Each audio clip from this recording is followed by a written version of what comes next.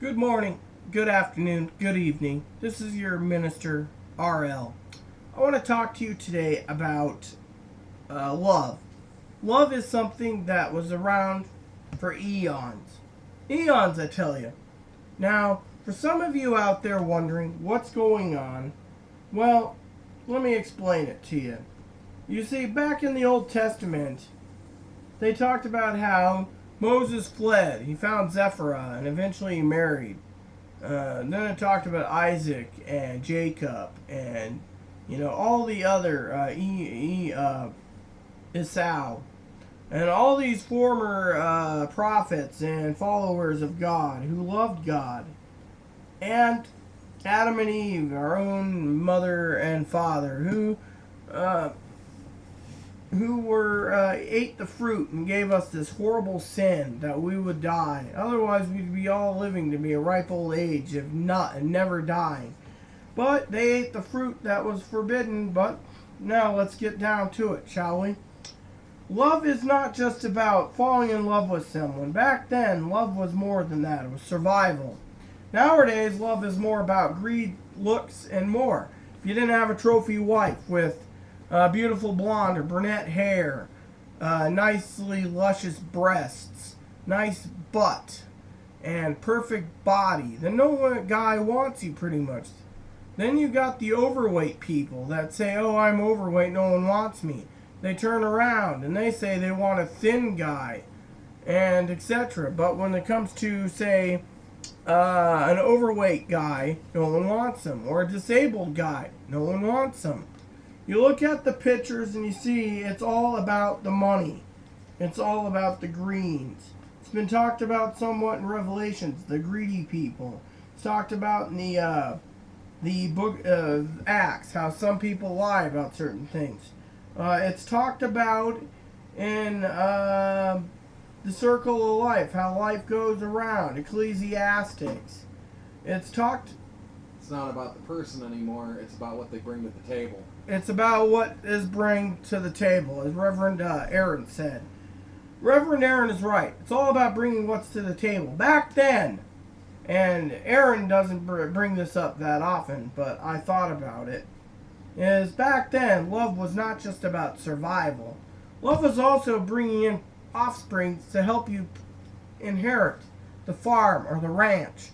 So you could sit there and run the ranch.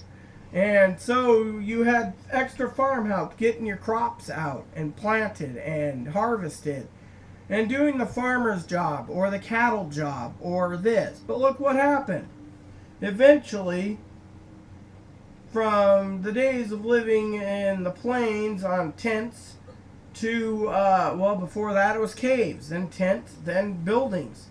But it wasn't that good of buildings. But there is hovels and shanties and etc. Eventually, it got to the point where population kept getting better and better, but they still had love. It wasn't about money. It wasn't about looks. In Jesus' time, love was love. First century, love was love. When Romans were running Rome in the world, it was love. Same when the Egyptians were running Egypt in the world, it was love. The Book of Mormon even talked about love. Even though it was from 600 AD to 436 AD, BC to AD, I should say, 600 BC to 436, I think, AD, over 1,000 years, it talked about love.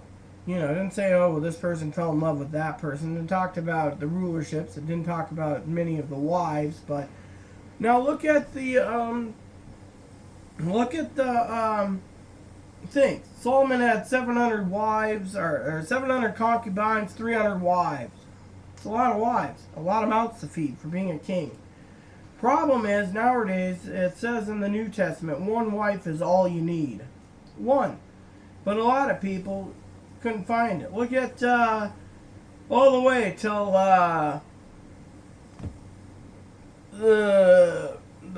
what do you call it? The Knights Templar started slaughtering people to convert or else. The Inquisition, I believe it's called. They still had love. Even in 1000 AD, there was love. Love didn't take effect till around 1800, when America was settled and America was trying to become a superpower, a country by itself, and telling the British rulership, we're not giving in to British rulership, we're our own country. Look what happened. Love started to get to the point where, I'm sorry to say, I've read books about the Wild West, whorehouses, prostitutes. They even talked about diseases, sexual transmitted diseases, STDs, in my book, about how they said the little wiener would fall off after time. People didn't understand that at the time. Why? It was simple. There was prostitutes back then in the Bible, but they were called harlots. They didn't talk about the whores much. The Bible does talk about whoremongers, but yeah, those are the ones that take the job seriously. I mean, the Bible's got a lot of scriptures against what you can and can't do. Some people say you're supposed to do sexual relations with a whore in moderation, but I'm sorry, you don't do that. What you do is simple, but simple does. Look around. Even Romans talks about it, what you're not supposed to do. This is a guide right there, love. You know, if you love yourself and you love your own wife, or you're going to get married to someone, you should be following this whole scriptures here about what you're supposed to do in the world and what you're not supposed to do. The not supposed to do says you're going to get eternal damnation if you don't stop it. If you stop it, ask for forgiveness, get baptized, then you're more likely will be saved. But you have to look at it that way, you know? I mean, the scriptures are simple. Jesus came down through God's orders to preach that there is salvation. Before then, people thought you died and went to heaven, or you died and that was it. You're in the ground. They didn't say what happened, but Jesus wanted everyone to have a chance. Jehovah's Witnesses believe the last person that dies on this planet before there's no more mankind will turn around and be first, and Moses and all them people all the way back to Adam and Eve will be last. Well, maybe.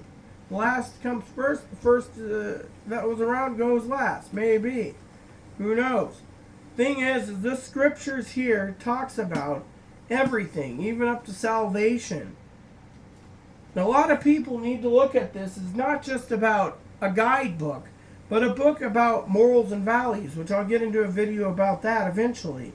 Thing is a woman does not need to look perfect the rest of her life. She's going to age.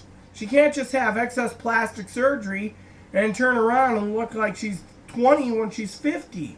And when she's 80, she shouldn't be looking like she's 40 with excess plastic surgery still to woo a guy. At your age, you need to just gracefully age. And you know what? And you shouldn't be worried about what a guy can bring to the table. The guys that can't bring anything to the table, that are on disability or whatever, they're the better off when it comes to certain things. They can help take care of, raise the kids properly. Or, you know, etc. It's not just about things.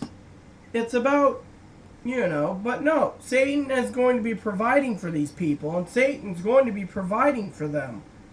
If you're sitting there and you know someone who's a good person, and you turn around and say, oh, I don't want this person to be dating with, I want this bad boy because he's got the money. Even if he's got $10 million, he might have stole it. Thing is, in this day and age, love is gone. There is no love around anymore. It's all about me, I. Bringing in kids in the world back then was for raising the family, to raising the farms. Nowadays, it's not about that. Most people are bad parents.